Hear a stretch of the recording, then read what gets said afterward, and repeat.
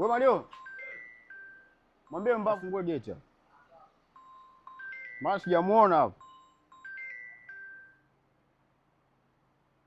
Halo. Nakupigia, ngoja nakupigia. Unakaa na rafiki yako hapo ofisini, mshikaji wako, yaani mnaaminishana vitu vya kipumbavu. Eti unakaa unaamini kwamba wewe ili utoboe kwenye ulimwengu wetu ni kumiliki mtaji. Maana yake kumiliki pesa. Kumiliki pesa ndo kutoboa? Amekudanganya nani? Au kumiliki mtaji ndo kutoboa? Au kumiliki biashara unaamini ndo kutoboa? Kaka, dunia ya saizi ili utoboe, yani ili uondoke kwenye ulimwengu wetu, ili uwe mtu mkubwa, ili uwe mfanyabiashara mkubwa, ili upandishwe cheo kwenye ofisi ambayo unaifanya, bosi ya kuone Simba, bosi ya kuone Wasamani, mtu yoyote ambaye unafanya naye kazi kwenye ofisi yako, akiisikia sauti yako anatetemeka na wakati una cheo kidogo. Kaka, lazima uwe na uwezo wa kutoa kafara kubwa, au uwe na uwezo wa kutoa sadaka yenye thamani kwenye madhabahu ambayo unaiamini. Iwe kanisani, iwe katika ulimwengu wa giza. Ukiwa na uwezo wa kutoa kafara kubwa, ukiwa na uwezo wa kutoa sadaka kubwa yenye thamani, amini kila mtu atakuona wa thamani. Katika mkoa wako, katika kijiji chako, katika wilaya yako, mtu yoyote akisikiliza neno Don G lazima atetemeke. Kwa sababu unatoa kafara kubwa yenye thamani. Hivyo miungu ambayo inaiabudu lazima ikuone wewe ni wa thamani, kwa hiyo itakupa thamani kwa watu. Sasa familia, unataka uwe mtu mkubwa, unataka upandishwe cheo, unataka uwe mtu fulani hivi amazing kwa watu, alafu unaenda kwa mganga unaambiwa ulete mbuzi au kuku. Kweli? Kaka, miaka yako yote utakuwa unapambana kwenda kutoa kafara kwa mganga wako.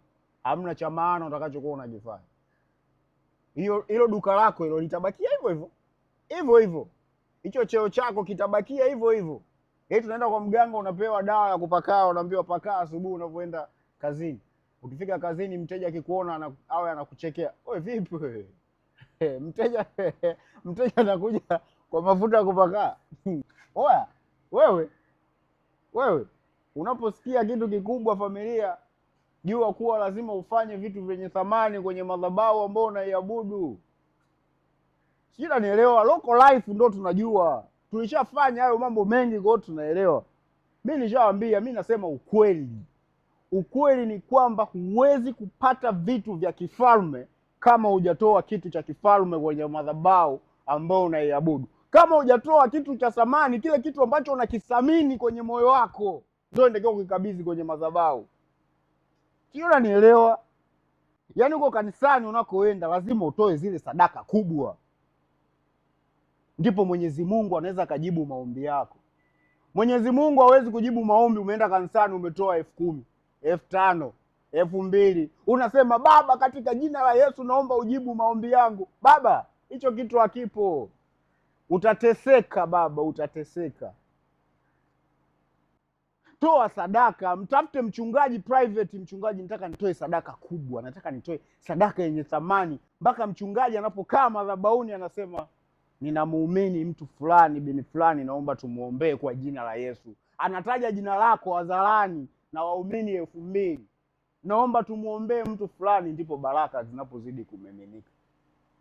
Yaani ule ufalme unaopewa kwenye kanisa au ufalme unaopewa kwenye nguvu ya giza, ndipo ufalme utakao kuwa nao ukiingia kwenye ulimwengu wetu. Kwa sababu ukiingia kanisani ile ni sehemu nyingine.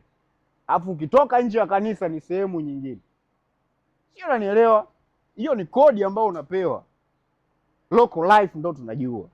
Sio wewe. Wewe una mtaji wa milioni 300, milioni 400. Una duka kubwa.